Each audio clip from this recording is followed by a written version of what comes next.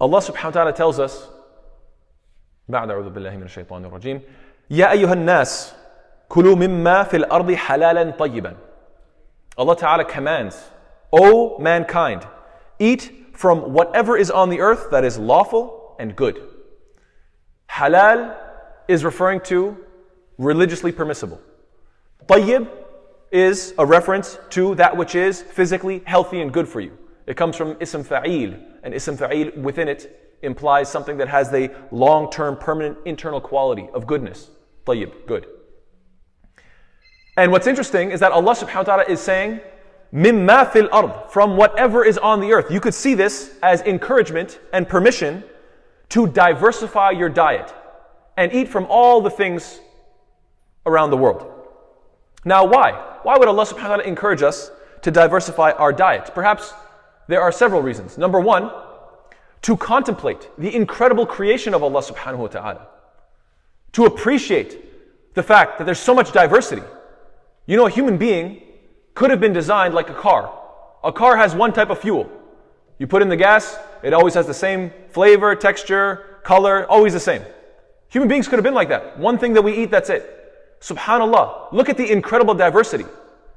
Look at the variety in the colors, in the textures, in the flavors, in the way that it causes different moods and it gives you different feelings. Look at the different health benefits. Look at this incredible diversity. Allah Ta'ala is saying what? Allah Ta'ala tells us, يُنْبِتُ لَكُمْ بِهِ الزَّرْعُ وَالزَّيْتُونَ وَالنَّخِيلُ وَالْأَعْنَابُ وَمِنْ كُلِّ الثَّمَرَاتِ إِنَّ فِي ذَلِكَ لَآيَةً لِقَوْمٍ يَتَفَكَّرُونَ. Allah says He causes to grow for you what? Thereby crops, olives, date palms, grapevines, and all kinds of fruits.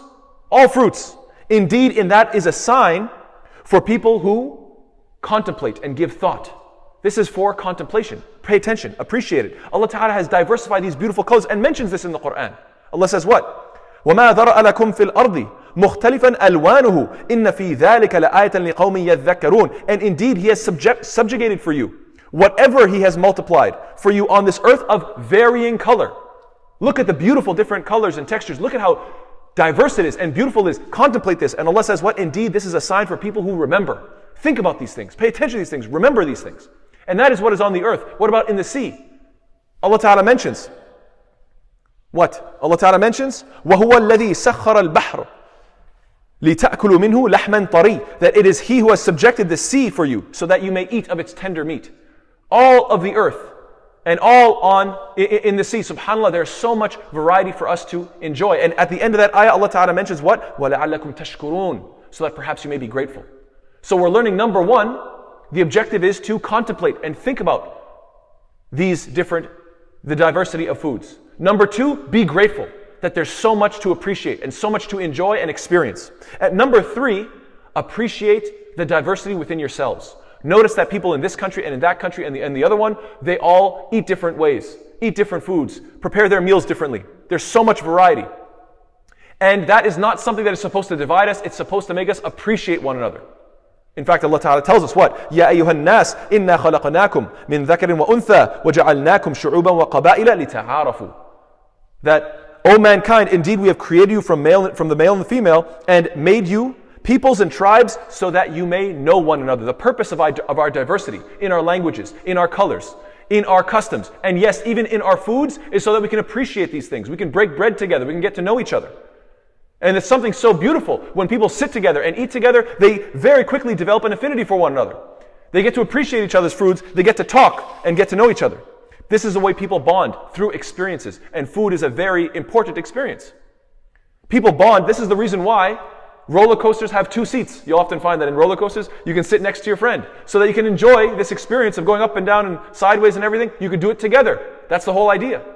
There's a reason why at restaurants, they have tables so that you can come as a group and try this new experience together. People want to bond through this. There's a reason why newlyweds, when they first get married, they go travel to a new country.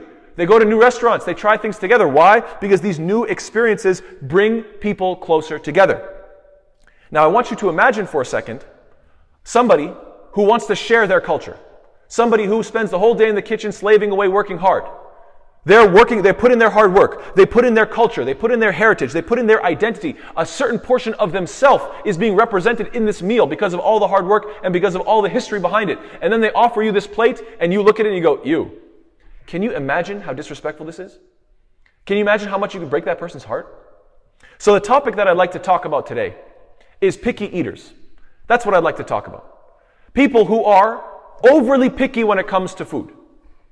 This topic, I think, is important. And it's important also to clarify what I'm not talking about. What I'm not talking about is if you have an allergy. Obviously, that's an exception. I'm not talking about unhealthy food. If you say, no, thank you, that's not good for me. Obviously, that's, again, very respectable. What I'm not talking about is food that is literally painful. Sometimes people eat such spicy food that you're like, look, it's genuinely hurting me. I'm not telling anybody to put themselves through pain.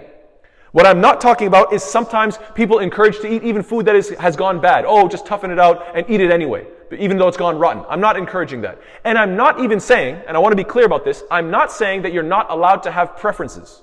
Human beings are allowed to have preferences. In fact, what you'll notice is that there's a specific hadith related by Ibn Umar radiallahu ta'ala anhu, in which he reports that سأل رجل رسول الله صلى الله عليه وسلم, that a man came and asked the Messenger of Allah صلى الله عليه وسلم عن أكل الضب.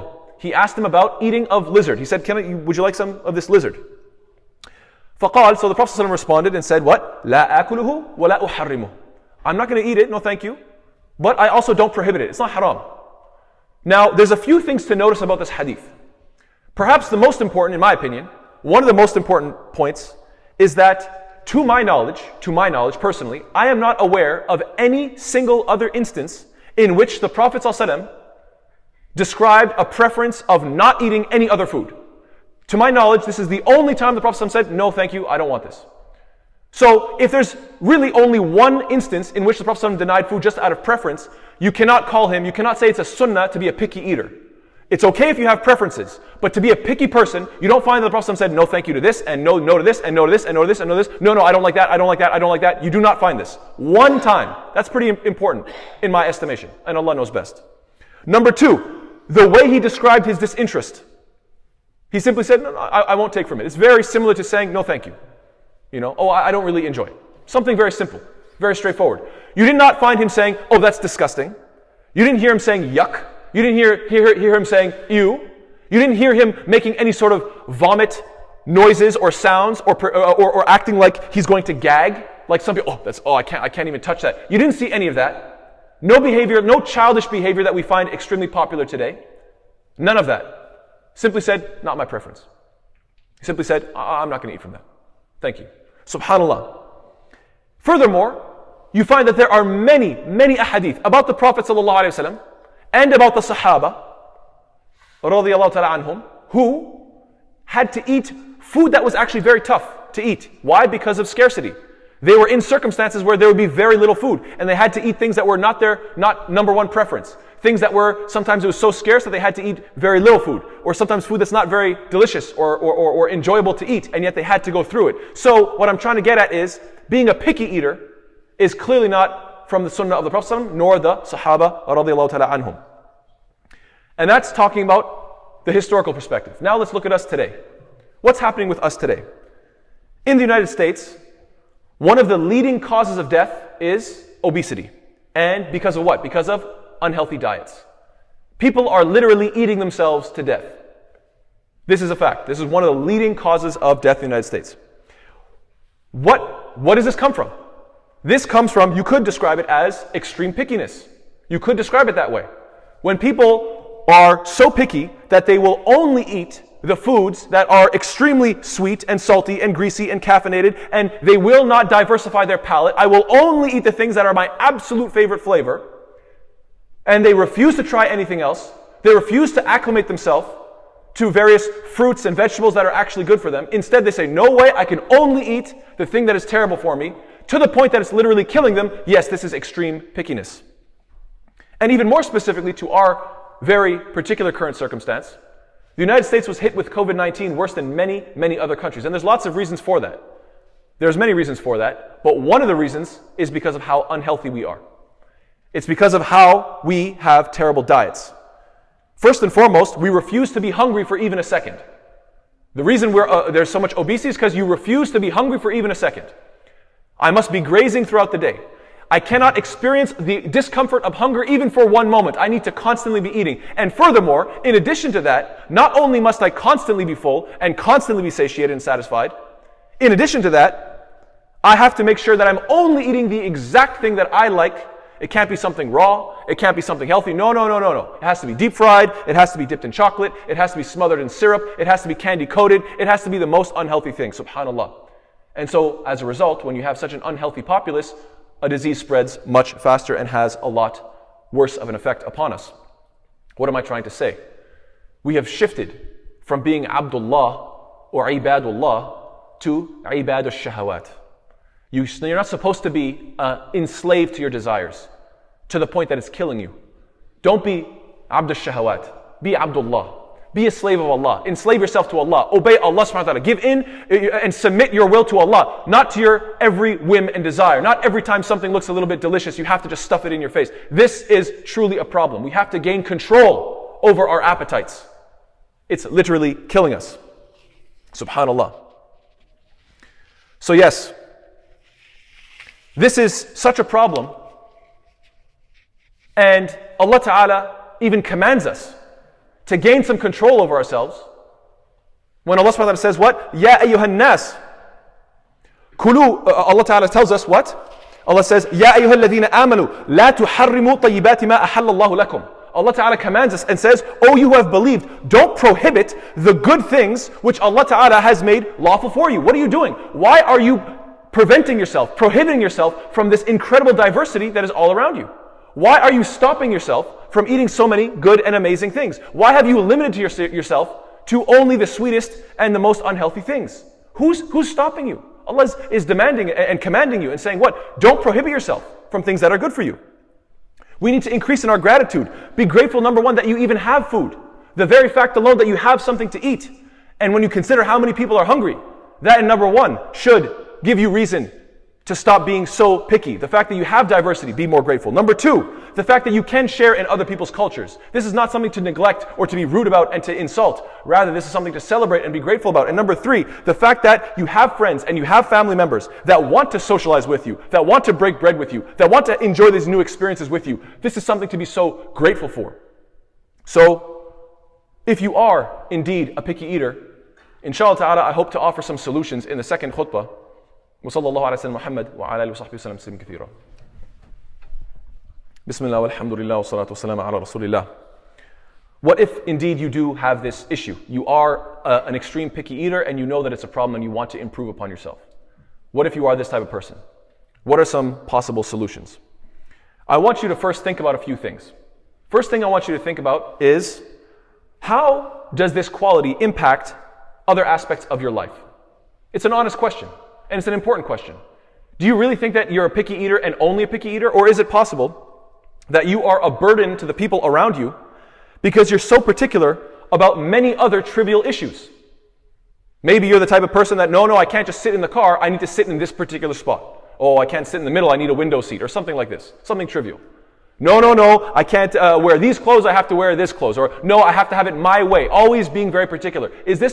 What type of other impacts does it have? Something to definitely consider. Number two, think about the example that you're setting for your children. Think about the negative impact you might have upon their lives, both physically because they are depriving themselves of proper nutrition, and socially because they're depriving themselves of having beautiful experiences with other human beings. So you may be having a very negative impact because simply they are following your example. That to me, I think, is perhaps one of the scariest thoughts. That my child would have a worse life physically in terms of health-wise and socially because of the bad example that I set. I would not want that, and I hope none of us do. Furthermore, these are things to think about. In addition to that, what can you practice? Try being a little bit more hungry. You know, when you increase in hunger, you decrease in pickiness. So the more you stay away from food and allow your stomach to get a little bit hungry, you'll realize that food that a second ago you were being picky about, you'll say, you know what, I'll eat it. You know why? Because I'm hungry. So I'm not going to be so picky about it. So this is one solution. Perhaps instead of giving in to always eating whenever you feel a little bit of hunger, allow yourself to get a little bit hungry, and then you will find yourself to be less picky. Furthermore, if you're the type of person that gets scolded at dinner parties a lot, every time you're at a dinner party, people saying, eat this, come on, try this, and you're sick and tired of people scolding you, and sick and tired of people pushing on you, and I understand that can be very frustrating. Perhaps, instead of addressing this issue in public settings, try working on yourself in private. Try instead, perhaps, to try some new foods when you're alone. When you have already prepared a meal that you really enjoy. One of your favorite meals is right next to you, and therefore you say, if ever I'm going to try this food that I'm not used to, I'll try it now that I have this food that I can take refuge in. So I'll just challenge myself to have 1 or 2 bites. Work on yourself incrementally. Try 1, 2 bites, and then the moment you feel that, okay, I've had enough, then you can turn to the food that you like.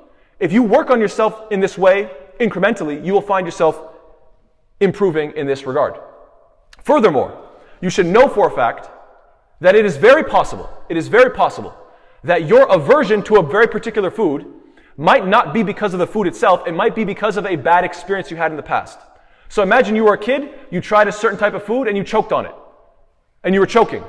And then, unbeknownst to you, you were unaware that this left a certain memory in your mind that makes you now hate that food. It's not because of the flavor, it's not because of the content of the food or the health benefits or nothing. It has only to do with that memory and maybe you're not even aware of it. If you can analyze yourself and find the root cause of the issue, perhaps you can say, you know what, it's been many years, I can get over this. That's one issue. Or it could have been that maybe you were feeling sick that day, and then you were just about to vomit, and then, I don't know, you ate a certain food, and then you vomited. And so now you always associate that food with, feeling nauseous and sick and so on and so forth. Even though it had nothing to do with the food. You were sick prior to that food. You get the point. So subhanAllah, that could be the case. Another possibility, or another thing that we must think about and contemplate and appreciate, is that human beings can adapt. Human beings are very malleable. Never think of yourself as a person who, I eat a certain type of food and I can never change. I don't like this food and that will always be the case. I have no ability to change. Stop lying to yourself. It's not true. Human beings can transform. If you taste a certain type of food that you don't really like the first time, if you actually challenge yourself to try it a second and third time, you will find with each iteration, it's very possible that you develop a liking for it. You actually start to learn to appreciate that food. It's very, very possible that people have this ability to transform. But you have to know that it's possible. Instead of telling yourself, when I was a kid I didn't like it, therefore 20, 30, 40 years later, I must still hate it. No, that's simply not the case. You can grow up and move on. And to the parents, I also would like to remind you that it's very important to eat as a family. If you want your kids to not be such picky eaters, they need to see adults eating beautiful, different foods with different colors and different smells and enjoying it. When young kids look up to parents, look up to adults who are enjoying this, that, and the other, enjoying all sorts of diverse flavors, it encourages them and makes them excited. I want to try it too. I want to try it too. But when we live in a type of lifestyle where everybody is eating in isolation, it makes it very possible that people say, this is my comfort food, I get into my own little corner, and I just enjoy myself with this one type of food, and that's all I want to eat. SubhanAllah, try to eat as a family. Inshallah ta'ala, this could very much improve the situation. And furthermore, make sure that the family meal is enjoyable. If every time you get together as a family and eat together, you're eating from a certain type of, let's say, cultural dish, and dad is always yelling, mom is always upset, they're scolding you about your room not being clean, and they're yelling at you because your grades are low, and so on and so forth, don't you think it's possible that they're going to associate every time they eat that food they're going to associate it with what? Negative feelings. Being scolded, told that you're not good enough, told that you're terrible. So what's going to happen? Eventually they're going to say, I hate this type of food. And they might not even know why. So it's not enough to just eat as a family. You have to eat as a family and make sure that mealtime is an enjoyable, pleasant, positive time, not a negative one. And so may Allah Ta'ala make us of those who enjoy all of the beautiful things that Allah Ta'ala has given us on this earth. May Allah Ta'ala make us of those who can appreciate and think of Him and remember Him and be grateful to Him when we are eating these beautiful foods and benefiting. May Allah Ta'ala make us of those who are healthy and take care of our bodies and are grateful for this ni'mah of health. May Allah Ta'ala make us of those who can enjoy various cultures and get closer to people and really enjoy beautiful experiences with people from all over the world. May Allah Ta'ala make us not of those who are ungrateful for the beautiful foods that He has provided. And may Allah Ta'ala make us sociable so that we can stick together as a community. Ameen ya Rabbil Alameen. Allahumma ahdina fi man hadayt, wa afina fi man afayt, wa tawallana fi man tawallayt, wa barik lana fi ma a'atayt, wa qina sharra ma qadayt, fa innaka taqdi wa la yuqda alayk, innahu la yadhillu man walayt, wa la ya'izzu man adayt, tabarakta rabbana wa ta'alayt, rabbana atina fi dunya hasana, wa fil akhirati hasana, wa qina adhab an-nar, wa sallallahu ala sayyidina Muhammad wa ala alihi wa sahbihi wa sallam tasliman kathira wa aqim as-salah.